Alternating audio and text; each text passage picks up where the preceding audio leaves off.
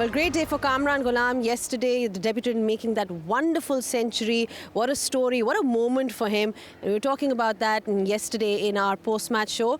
But today is a new day and it's going to be an interesting one because the real question is, how is this pitch going to play? England, remember, they got about 5 wickets and they'll be looking to wrap up this Pakistan innings fairly quickly so that they can come in and bat and score runs on this wicket. More about the conditions and the wicket with my lovely panel here. I've got with me Michael Atherton and Ramiz Raja. Athers, thank you for making it in time, firstly. Back on pitch side once again. Interesting day's play yesterday. Who would be the happier side? I think in the end both teams are reasonably happy. Pakistan lost 2 early wickets, and given all the confusion around their selection and the big players that they left out, it would have been a very nervous dressing room at 20 for 2 yesterday morning.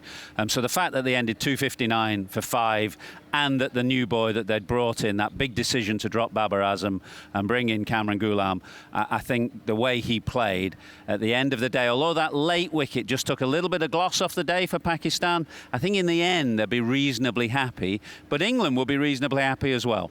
Absolutely, but we're talking about Kamran Ghulam. A lot has been said about him, Ramiz, and also the fact that he came in as a replacement for Babar Azam. So all that pressure on him to come in and sort of perform the way he did. He's been toiling hard in domestic cricket for years.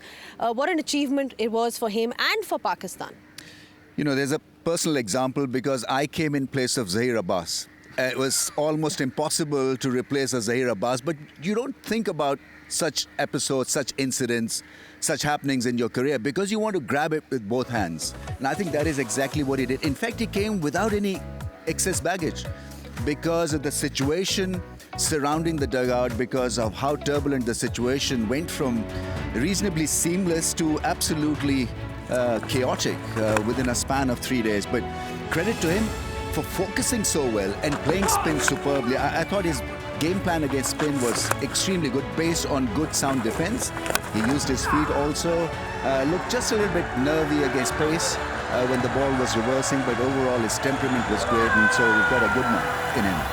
Well, he was well supported by someone like Saim Ayub. He's another young, promising cricketer in the ranks of Pakistan cricket. Hasn't been able to score that big 100 yet in terms of just the longevity when we talk about test cricket that you require. But it was good to see him sort of get himself in, and then he obviously got out. That was a brilliant plan by Ben Stokes, keeping that mid-off there. Overall, what do you make of his innings? Well, given the way that he played in the first test, and in particular that shot in the second innings, which was a really bad shot in the circumstances as part of that second innings collapse when Pakistan went to 82 for 6, I think, in the second innings.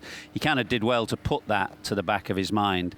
And then that partnership was a really important partnership. 149, I think it was, with Kamran Ghulam in the end. But, from 20 for 2, that was a partnership fashioned under significant pressure. England were well on top. Two young players, not young, but 2 inexperienced players there at the middle. And they hauled Pakistan out of a bit of a hole. And I thought he looked quite calm and quite composed yesterday. Played spin well. And then when England started to reverse swing the ball around about that 45 minutes after lunch, he coped with it okay until a good plan set by Ben Stokes and Matt Potts to bowl wide outside his off stump to a packed offside field. But that was the partnership, really, that got Pakistan back into the game. Absolutely. Considering the conditions that we saw, Athers, there was a period when there was a bit of reverse that we got to see, and, sort of Bryden Cast really giving it his all. So England did bowl well. The kind of wickets that we saw today wasn't... it was still a great batting wicket in the sense that when you compare it perhaps to how it would play on day 4 and day 5, there was something in it for the batsmen. But then good to see, considering the conditions, that England has got 5. Yeah, in a way it reflects on a bit of the confusion in the home team strategy, because if you're going to pick a team with 1 seamer and potentially 7 spinners, why then shave the pitches either side of the main strip, because that's really what's helped the reverse swing. It's a combination of the fact that the pitch is very abrasive and in its 6th day, but the surrounds now are much barer than they were for the first test match, because they've cut cut the strips either side. So why would you do that if you're going to play 7 spinners yourself? That helped England. It suggests a bit of confusion in the home team strategy. But definitely around about that 48th over mark, the ball started to reverse swing.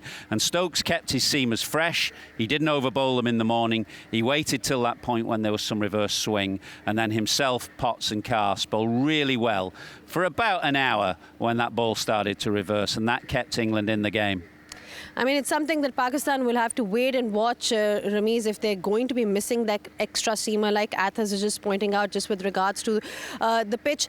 England did miss out on 2 opportunities that they had, 2 crucials. One, there was a dropped catch and a missed appeal. How crucial are these missed chances?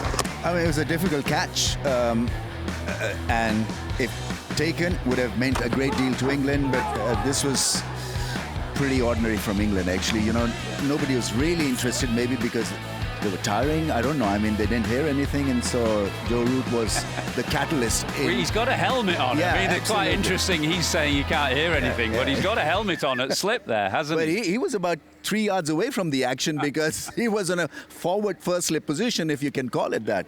But that was a massive miss, clearly. That was a massive miss indeed, but England has this opportunity to sort of redeem themselves today and get those 5 wickets. Going to take a short breather on pitch side and be back just in a bit. A lot of conjecture on that pitch and conditions overall in the second test match in Multan. Saw a few balls that were turning, but no real extravagant turn from yesterday on that day 1. How is it going to fare on day 2? Let's find out from Nasir Hussain.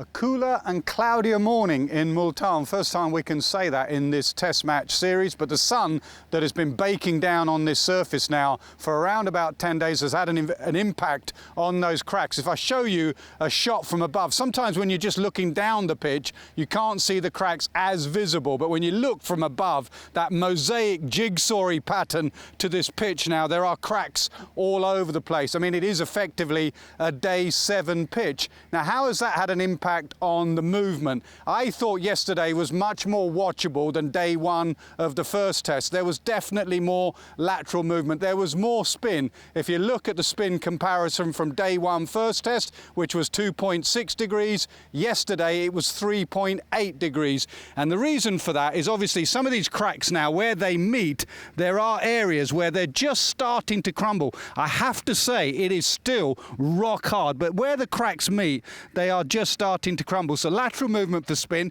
Then you've got a lot of pitches that are abrasive, and there was a lot more reverse swing yesterday. Think of those 3 England seamers in the period just before tea got it reverse swinging. So they're the positives: more spin, more reverse swing. What's the negative? When you play on a day 7 pitch, it just dies on you.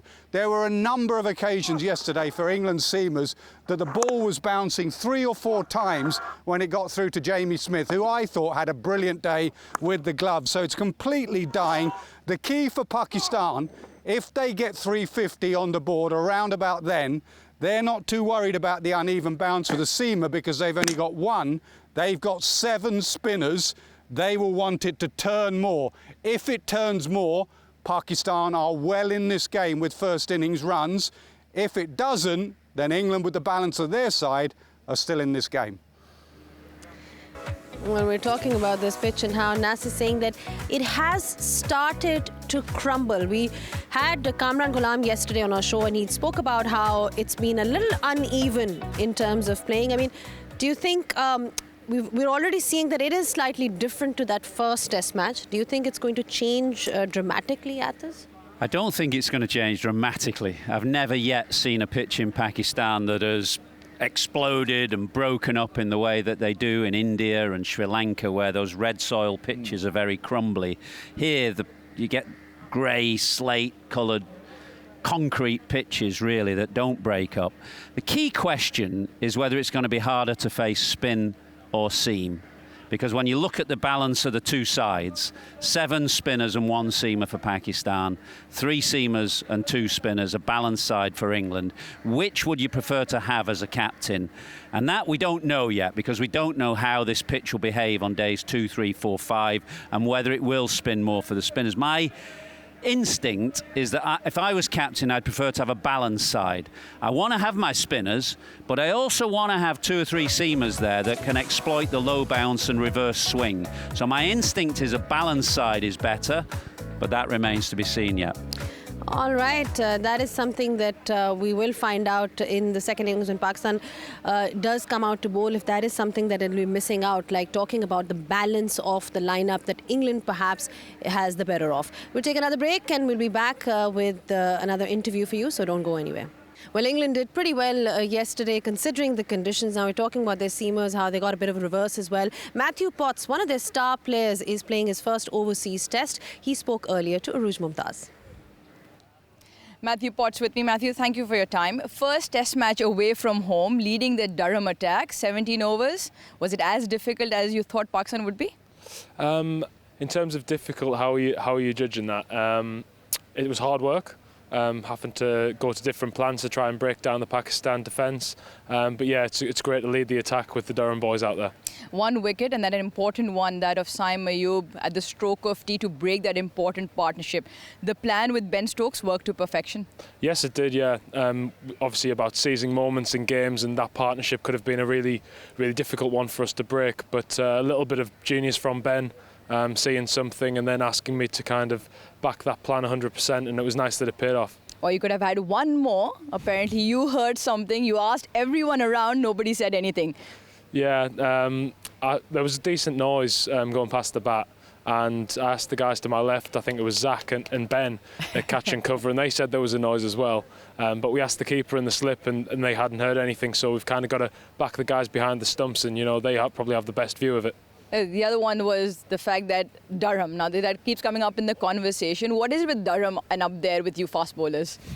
I don't know, but they seem pretty good at putting them through, don't they? Bryden Carse, obviously the newest one from the Durham lads to kind of debut in Test cricket. But no, they've got a good production line there, and we've always brought the youngsters through, and kind of they aspire to be something and push on towards England. So I think the county's doing very well. It's been hard toil for the fast bowlers. The game set up at Pakistan 259 for 5. How do you see this second day? I see the game in the balance at the moment. I think this morning's very crucial. We'll see which way that goes, but I think the game's in the balance at the moment. It's been fantastic watching. Go well. Thank you very much. A great opportunity for Potts to get experience in these conditions. Ramiz, 259 for 5.